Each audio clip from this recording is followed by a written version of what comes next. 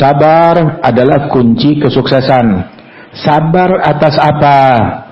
Sabar ada 3 macam. Ada sabar di dalam meninggalkan maksiat. Ini yang paling penting. Ada sabar di dalam taat kepada Allah Ta'ala. Sabar di dalam mentaati Allah. Sabar di dalam menjalankan perintah Allah. Ada lagi yang kedua itu bersabar di dalam meninggalkan kemaksiatan, meninggalkan hal-hal yang dibenci oleh Allah, hal-hal yang diharamkan oleh Allah Ta'ala. Ini lebih penting lagi. Kenapa? Imam Al-Ghazali mengatakan bahwasanya fa inna fi'l ta'at, mengerjakan ketaatan bisa dilakukan oleh siapapun, yaqdir 'alaiha kullu ahad, bisa dilakukan oleh siapapun. Walakin la yaqdir 'ala tarkil ma'asi illa shadiq. Namun tidak ada yang mampu meninggalkan kemaksiatan melainkan orang-orang yang memiliki kesungguhan di dalam hubungannya kepada Allah Subhanahu wa taala. Dia tinggalkan kemaksiatan. Karena itu sabar di dalam meninggalkan kemaksiatan, meninggalkan apa yang dilarang oleh Allah Ta'ala. Ada lagi yang lebih hebat lagi, sabar atas bala, sabar atas musibah, atas ujian dari Allah Subhanahu wa Ta'ala. Dan ini merupakan sabar yang paling tinggi tingkatannya. Ketahuilah, kita ini diperintahkan, kita mau sholat ya harus sabar. Sabar, sholat subuh sabar, sholat zuhur sabar, sholat maghrib, sholat isya sabar. Sampai dikatakan di dalam hadis tentang orang-orang yang tidak sabar di dalam sholat tersebut, asyaddus salah alal munafiqin, afgalus salah alal munafiqin sholatul isya wa sholatul fajr law ya'lamun ma fihima la atauhuma walau habwa. Sholat yang paling berat tantangannya terhadap orang-orang munafikin, sholat subuh dan sholat isya. Sholat isya berat, iya, sebab dulu sholat isyanya itu dikenal al-isya al-akhirah. Sholat isyanya itu udah tengah malam, zamannya Nabi Muhammad SAW. Sahabat menantikan jamaah isya bersama Rasul SAW. Sholat yang paling berat atas munafikin, sholat subuh dan sholat isya. Andaikan mereka mengetahui akan anugerah Allah yang terpendam di dalam sholat isya dan sholat subuh jamaah, niscaya mereka akan datang menghampiri jamaah sholat walaupun dengan merangkak, ya, di atas lututnya dia jalan menghampiri jamaah sholat tersebut. Disuruh sabar untuk sholat subuh dan sholat isya dan ibadat-ibadat yang lain. Puasa disuruh sabar, zakat, berinfak suruh sabar di dalam mentaati Allah Ta'ala. Birrul walidain, bakti kepada orang tua perlu kesabaran. Silaturahim perlu kesabaran. Banyak amalan-amalan taat yang harus kita lakukan dengan kesabaran, termasuk nuntut ilmu perlu kesabaran, hadir majelis perlu kesabaran.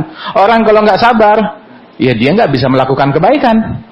Kalau nggak ada kesabaran, harus sabar tahajud, harus sabar qiyamul lail, wa innaha lakabiratun illa 'alal khashi'in. Berat, sulit. Lakin sebagaimana disabdakan oleh Rasulullah, innahu layasir liman yassarallahu lah. Mudah bagi orang yang dimudahkan oleh Allah Subhanahu wa taala. Kemudian sabar di dalam meninggalkan maksiat, meninggalkan hal yang diharamkan oleh Allah Ta'ala. Sabar, matanya nggak mau ngelihat yang haram. Sabar, jaga mata, jangan mau ngelihat hal yang diharamkan, jangan mau ngelihat aurat, jangan mau ngelihat gambar-gambar yang pornografi. Waliyadzubillah min dzalik. Sabar, jangan mau mendengar yang haram. Sabar, jangan mau mengucap yang haram, walaupun dipancing, diprovokasi. Sabar, dipancing, diprovokasi, ya sabar, jangan ngucapin yang haram. Sungguh bodoh orang yang beranggapan bahwasanya kalau mau dapat pertolongan Allah Ta'ala, ngomong yang haram ditolong oleh Allah. Ini otaknya kemana? Wa man nasru illa min indillah. Pertolongan hanya dari Allah, bukan dari yang lain. Kalau ente mau pertolongan dari syaitan, ngomong yang haram dah. Kalau ente mau pertolongan dari iblis, lihat yang haram, ucapin yang haram, bertindak yang haram. Tapi kalau mau pertolongan dari Allah Subhanahu wa taala, jangan maksiat kepada Allah Ta'ala, ditolong oleh Allah Ta'ala. In tansurullah yansurkum. Kalau kamu menolong, membela Allah, bela ajarannya Allah, bela aturannya Allah, bela hukumnya Allah, Allah akan bela kalian. Bela Allah dalam memandang.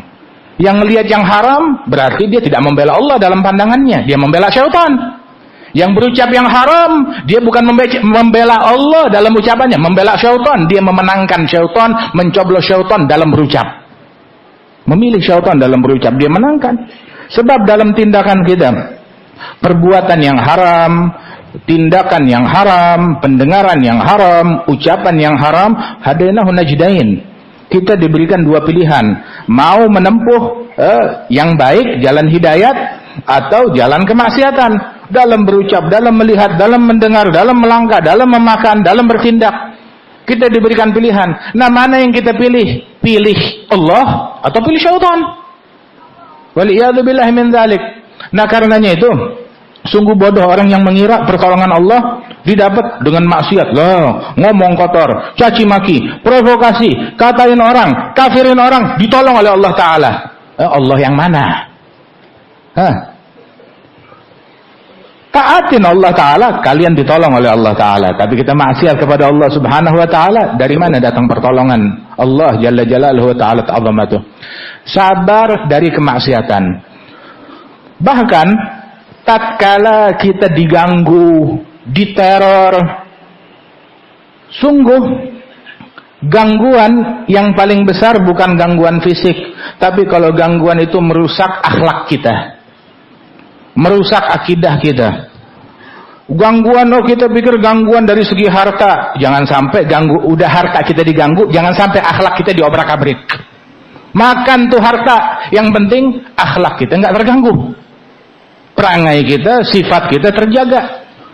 Mau diambil harta kita, jangan sampai kita mendengki orang, jangan sampai kita keluar dari jalan adab. Sudahan kita rugi harta kita dirampas, terus kita mau membiarkan akhlak kita juga dirampas. Musibah yang sebenarnya bukan dirampas harta, tetapi dirampas akhlak. Ada musibah yang sebenarnya. Namun seseorang, dia baru berasa musibah kalau hartanya yang dirampas, kalau tahtanya yang dirampas, akhlaknya dirampas, dia nggak berasa kalau itu musibah. Sampai dikatakan inna minarijali bahimah. Itu diantara kaum laki-laki itu bagaikan hewan. Dibilang, loh kenapa begitu?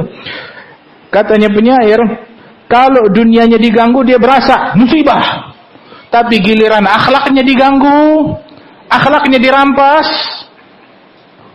maka dia nggak berasa kalau itu sebagai musibah yang besar dari Allah Subhanahu Wa Taala. Karena itu para sahabat Rasulullah Shallallahu Alaihi Wasallam itu diantara ucapan seorang wanita sahabiyah mengungkapkan tentang hakikat hubungannya kepada Nabi Muhammad waktu diberitakan ayahmu mati terbunuh fisabilillah, kakakmu, anakmu, suamimu, keluargamu, semua keluarganya mati terbunuh fisabilillah. Dia tanya, kalau Rasulullah bagaimana? Rasulullah baik-baik saja. Bilang, kullu musibatin dunaka ajal. Segala musibah asalkan hubungan saya dengan Rasulullah baik-baik saja, maka musibah itu kecil. Asalkan hubungan saya dengan Rasul baik-baik saja. Musibah yang besar kalau kita kehilangan hubungan. Kalau hubungan kita dengan Nabi Muhammad putus gara-gara pelanggaran yang kita lakukan, itu musibah. Harta nggak ada apa-apanya, tahta nggak ada apa-apanya. Dikatakan bahwasanya ketika seseorang menghadapi musuh, dapat tantangan dari orang yang ganggu, yang dia anggap musuh, Allah Ta'ala mengajarkan kepada kita, ya ayyuhalladzina amanu, idza lagitum fi'atan fathbutu wadhkurullaha katsiran la'allakum tuflihun. Hei orang-orang yang beriman, apabila kalian bertemu dengan lawan, maka disuruh apa? Fathbutu, disuruh sabat. Sabat atas apa? Sabat kokoh, teguh.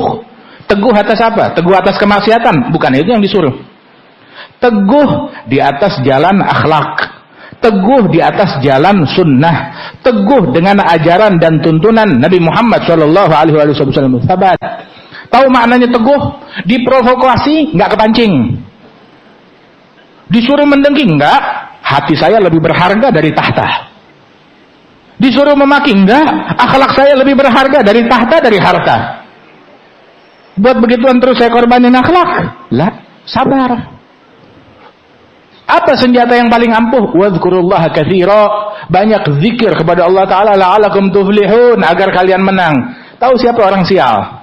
Orang sial yang nganggap kemenangan tuh di dalam tahta, di dalam harta baru berasa menang. Gak menemukan kemenangan dalam zikir, tidak ada kemenangan baginya. Barang siapa yang tidak menemukan kemenangan di dalam sabar, tidak ada kemenangan baginya. Barang siapa yang tidak menemukan kemenangan, kejayaan di dalam zikir, dalam salat, dalam sujud, maka tidak ada kemenangan bagi orang tersebut. Kalaupun dia punya kostum kemenangan, maka kemenangan dia adalah semu, sementara, palsu, dan gadungan. Kemenangan yang hakiki adalah ketika kita menang di mata Allah Subhanahu wa Ta'ala, sebagai orang yang bersyukur, sebagai orang yang bersabar. Diperintahkan kita untuk bersabar. Wasbiru, diperintahkan untuk bersabar. Tahu gak apa fadilah orang yang bersabar? Innallaha ma'as-sabirin. Allah bersama orang-orang yang bersabar. Faham gak? Kalau dibilang saya bersama presiden, beda dengan presiden bersama saya. Beda gak? Saya bersama presiden. Kemana presiden pergi, saya bersama dia. Ini enggak, kemana saya pergi, presiden bersama saya. Kerenan yang mana? Presiden bersama saya. Bayangin, Allah menceritakan tentang orang yang bersabar. Innallah ma'as sabirin. Tidak dibilang inna sabirin ma'allah. Enggak dibilang orang yang bersabar bersama Allah. Tidak. Tapi Allah bersama orang yang bersabar. Orang yang bersabar, mau ditindas, Allah bersama dia. Diusir, jalan, Allah bersama dia. Dia pergi kemanapun, Allah bersama dia. Diganggu, Allah bersama dia. Allah bersama orang yang bersabar. Karenanya itu dikatakan hakikat kesabaran. Tahu apa hakikat kesabaran? Ketika orang yang bersabar tersebut diuji dapat pahala dari Allah. Hakikat orang yang bersabar yang sejati, seandainya dia mau digantikan, gini dah, ente kena musibah apa? Ada yang meninggal, ada yang diambil hartanya, ada yang meninggal, gini. Kamu udah dapat pahala atas sabarmu. Gimana kalau dibalikin lagi? Diputar ulang. Pahala balikin, musibah diangkat oleh Allah, dikembalikan. Anak kamu mati, kita balikin anaknya, tapi pahala kita cabut. Harta kamu hilang, kita balikin hartanya, tetapi pahala dicabut. Hakikat orang yang bersabar, dia bakal milih, jangan balik tuh harta, jangan balik tuh yang mati, tapi harta saya, yang penting pahala saya jangan dicabut oleh Allah Ta'ala. Dia akan memprioritaskan hal yang demikian. Kenapa? Sebab dia faham sebuah hakikat. Wa ma indallah khairun lil abrar. Apa yang ada di sisi Allah lebih baik bagi orang-orang yang berbuat kebaikan. Ada dulu sahabat Rasulullah Shallallahu Alaihi Wasallam, dia punya anak bayi. Anaknya sakit, demam. Maka ketika anak tersebut demamnya makin tinggi, ketika sahabat ini lagi keluar kemana, anaknya meninggal dunia. Namun istrinya adalah wanita yang cerdas, tahu bagaimana bersikap untuk dirinya dan tahu bagaimana bersikap kepada orang lain termasuk kepada suaminya. Lihat anaknya meninggal dunia, dia bilang sama pembantu, udah diem semuanya, jangan cerita apa-apa. Anaknya taruh di pojokan rumah, di kamar, ruangan terpisah, udah di situ. Terus istrinya mandi, bebersih, berdandan, pakai minyak wangi. Lakinya pulang, dijamu oleh istrinya. Kemudian suaminya nanya, bagaimana anak kita? Oh, anak kita lebih tenang dari sebelumnya. Udah mati. Ya. Dipikir, oh keadaannya lebih membaik. Pikir si suami begitu. Sudah. Malam itu suami istri tidur bareng bersama. Begitu udah selesai, si istri bilang, Mas, ini kita punya tetangga. Minjemin kita panci. Terus, dia pinjemin kita panci selama bertahun-tahun. Udah gitu tau-tau minta dibalikin tuh panci. Padahal saya sayang banget sama panci tersebut. Udah seperti punya saya. Dititipin sama kita bertahun-tahun, tau-tau mau diambil, diminta. Bagaimana? Saya nggak mau kasih. Boleh nggak? Bilang nggak boleh. Punya dia. Bukan haknya kita. Oh begitu. Jadi mesti balikin. Kalau dia minta, iya balikin. Nah kalau gitu anak kita juga udah diminta sama Allah Ta'ala. Mesti dibalikin. Oh meninggal dunia. Masya Allah. Jadi tuh lakinya nggak dibilangin anaknya udah mati, bukan datang dibilangin anak lo mati, enggak. Ditenangin dulu, ya, dihibur dulu, kasih makan dulu, udah tenang, dikasih pemikiran yang baik, kemudian udah gitu baru nerima. Itu laki dengar begitu terkejut, datang ke Rasulullah, ya Rasulullah, istri saya buat begini dan ngabarin kalau anak saya sudah mati. Terus Nabi bilang, semalam kamu tidur dengan istri kamu, bergaul dengan dia? Iya. barakallahu fi lailatikuma. Didoain oleh Nabi Muhammad, semoga Allah memberikan keberkahan dalam malammu tersebut. Itu lahir dari malam tersebut keturunan 7 orang laki-laki semuanya mujahid fisabilillah. Sebagaimana diriwayatkan oleh perawi hadis radhiyallahu anhum warḍahum. Dan beginilah sikap orang yang bersabar. Sabar atas musibah, atas bala. Tahu gak sabar itu kapan? As-sabar atas musibah inda sadmatil ula. Sabar atas musibah tatkala benturan yang pertama. Sabar. Begitu dikabarin terjadi kejadian ini, terjadi kebakaran, terjadi ini itu, langsung dia bersabar. Bukan dia udah jambak-jambak rambut, mukul-mukul muka, nangis ngegurung-gurung, terus dia bilang sabar, sabar. Telat. Tapi ketika dia dikabarkan dengan berita sesuatu, sabar. Hakikatnya sabar, tahu apa? Menyadari akan sebuah hakikat, inna lillah wa inna ilaihi raji'un. Berasa kita semuanya, harta ataupun manusia, kita semuanya milik Allah. Dan kita semuanya bakal kembali kepada Allah Ta'ala. Gak sekarang ya nanti. Gak nanti ya bakalan meninggal. Semuanya kita bakal balik. Sekarang kita hidup, gak tahu besok, gak tahu lusa. Kita semuanya bakal balik kepada Allah Subhanahu wa Ta'ala. Mudah-mudahan baliknya kita dalam keadaan baik-baik, dalam keadaan husnul khatimah. Amin ya rabbal alamin. Musibah kita hidup di dunia ini, musibah pasti ada. Nabi pernah dulu tuh dalam Sahih Bukhari, lagi duduk bersama sahabat, terus sambil megang sebuah ranting di tangannya, kayu, coret-coret di tanah. Nabi bikin sebuah garis panjang, sebuah kotak persegi. Kemudian di tengah-tengah kotak Nabi ngegaris dari sisi kotak tersebut sampai sisi satunya dibikin garis di tengah. Kemudian begitu dilebihin lagi sampai panjang. Nabi bilang, tahu gak? Nih yang kotak nih apa? Yang kotak itu adalah umur manusia. Umurnya manusia nggak bisa ngelewatin tuh kotak. Segitu udah. Umurnya segitu. Terus yang garis di tengah apa? Dari ujung ke ujung itu cita-cita manusia. Lihat cita-citanya lebih panjang daripada kotak. Kalau kita tanya orang yang meninggal dunia, kamu meninggal, masih ada rencana belum yang belum terwujud? Semuanya bilang, masih banyak. Kita umur kita 40 tahun, 50 tahun, 60 tahun. Tetapi rencana kita, cita-cita kita 1000 tahun.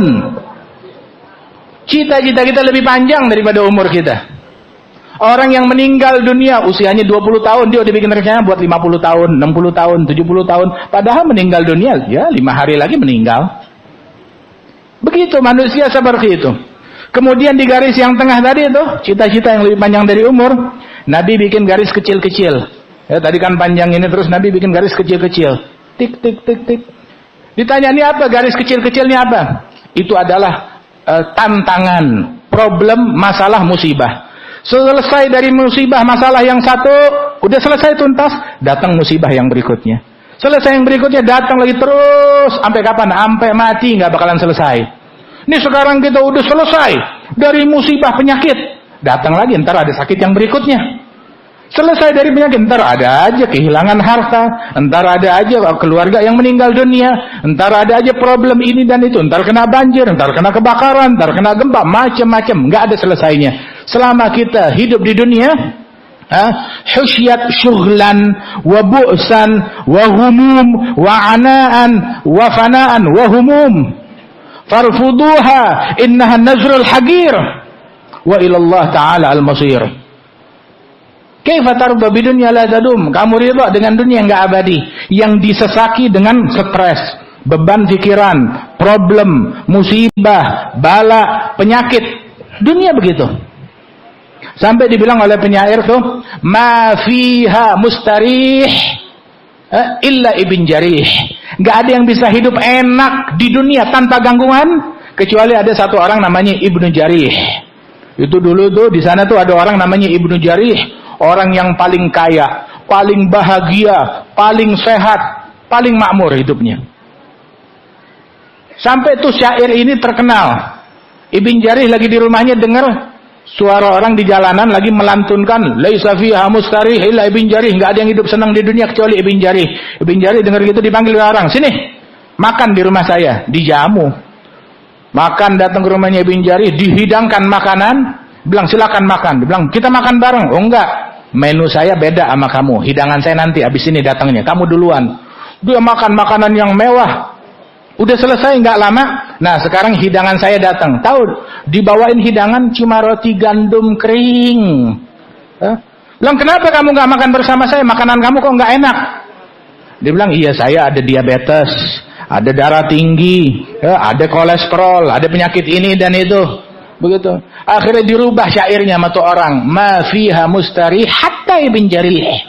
Nggak ada yang bisa hidup tentram, nyaman di dunia. Hatta Ibn Jarir pun juga masih susah juga di dunia ini. Tahu gak? Musibah dunia ini nih, tahu sebagai musibah. Apa yang kita lihat? Hatta orang yang paling mulia di dunia meninggal dunia. Nabi besar Muhammad sallallahu alaihi wasallam. Makanya dibilang cukup. Ya sebagai dunia ini bukan tempat yang abadi dengan wafatnya Rasulullah, wafatnya aulia, wafatnya salihin. Sabar atas hal yang demikian. Nabi bilang kalau ke umatku mau ingat musibah yang menimpa dia, ingatlah musibah dengan wafatnya saya. Sebab wafatnya saya itu musibah yang paling besar buat umat. Kata Rasul sallallahu alaihi wasallam. Mana lebih besar musibahnya? Kehilangan anak, kehilangan bapak, kehilangan suami, kehilangan istri, atau kehilangan Nabi Muhammad. Dengan wafatnya Rasulullah sallallahu alaihi wasallam, ada musibah yang paling besar. Terus paham nggak? Meninggal itu bukan mati nggak ketemu lagi lah. Meninggal tersebut cuma pindah dari satu alam ke alam yang lain. Nah makanya kita kalau ada musibah, ada ujian dari Allah Subhanahu wa taala, sadarin inna fil ghaibi ajaib. Kam ni'am tayyal masaib wa akhut tadbir khaib lam yazal fi qabdati syakki rahin lam yadhuk 'aisha al-ibad salihin. Di dalam hal yang gaib itu terdapat keajaiban dari Allah taala. Keajaiban seperti apa? Berapa banyak nikmat yang terkandung di balik musibah.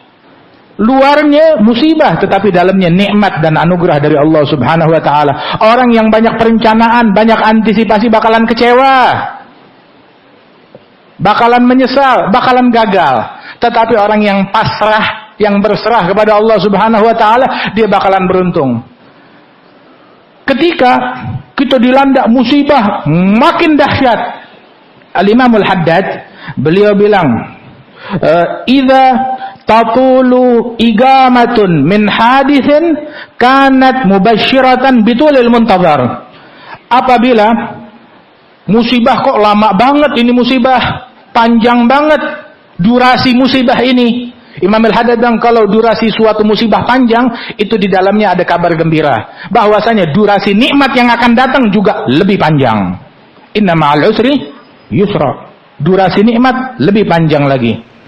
Lantas kalau kita ditimpa musibah yang makin pekat, makin suram, makin dahsyat, apa yang harus kita lakukan? Dibilangin oleh Imam Al-Haddad, idzan nawaibu azlamat wa tanakkarat faskun wa iyyaka taharruka wal hadar innan nawaiba kas-sahaibi tanjali fi sur'atin wa wujuduha yudhi khabar.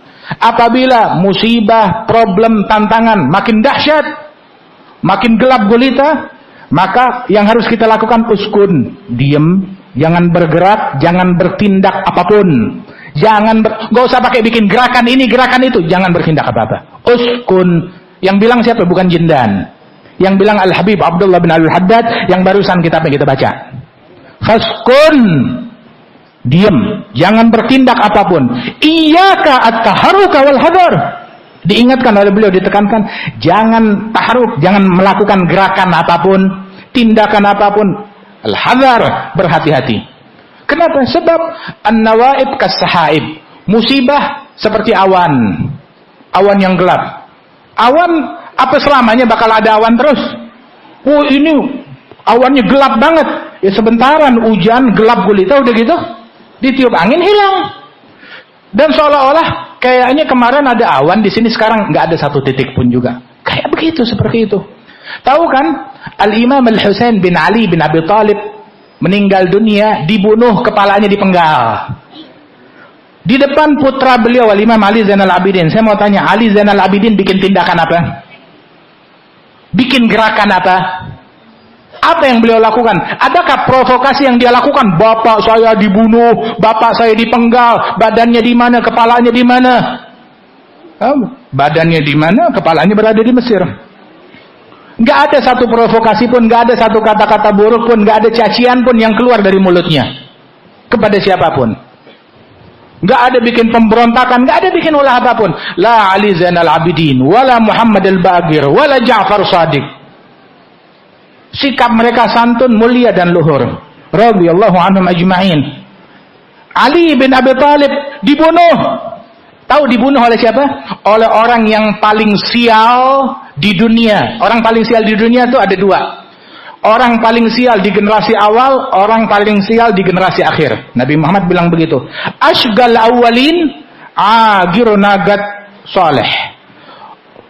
Orang yang paling sial dari generasi pertama, yang membunuh, menyembelih ontaknya Nabi Soleh, menjadi penyebab turunnya azab. Ashgal akhirin, orang yang paling sial dari generasi terakhir, man darabaka fi hadza fayakhdhab laka hadza, yang memukul keningmu, nih ubun-ubun kepalamu, sehingga membuat janggutmu berubah menjadi warna merah karena darah yang mengalir.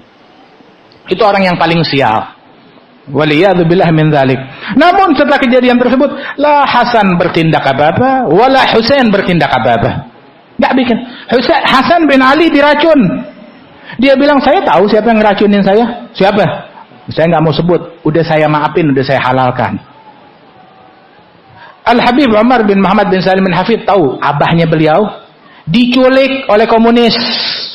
Diculik oleh komunis. Nasibnya sampai sekarang nggak ketahuan. Katanya terbunuh, jenazahnya mana nggak tahu. Dibunuh di mana, disiksa, dimutilasi, orang-orang bilang di mana, nggak ada yang tahu. Pernah nggak dengar Hayy Umar ngata-ngatain orang? Nyaci maki, oh ini yang ngebunuh keluarga saya, bunuh ini, bunuh. Lah. Bahkan ketika berjumpa dengan orang-orang yang punya andil di dalam melakukan pembunuhan tersebut, memperlakukan mereka dengan adab, dengan santun, dengan akhlakul karimah. Hakadha kita dididik. Jadi satu intinya, uthbutu, tetap sabat dengan adab, dengan akhlak yang diajarkan oleh Rasulullah sallallahu alaihi wa alihi wasallam. Ya mudah-mudahan Allah taala berikan taufik, Allah taala berikan bimbingan kepada kita sekalian. Kita nggak tahu hakikatnya sabar, melainkan kita ngumpul duduk kepada para aulia yang telah mencapai maqamus sabar. Duduk sama mereka, cari tahu sifatnya mereka, akhlaknya mereka seperti apa. Ya bukan menduga-duga. Ya mudah-mudahan Allah taala berikan bimbingannya. Allah yuhaqqiqna wa iyyakum bi jami' maqamatil yaqin ma'al lutf wal afiyah. Sallallahu alaihi wasallam. Muhammadin wa ala alihi wasallam wa akhiru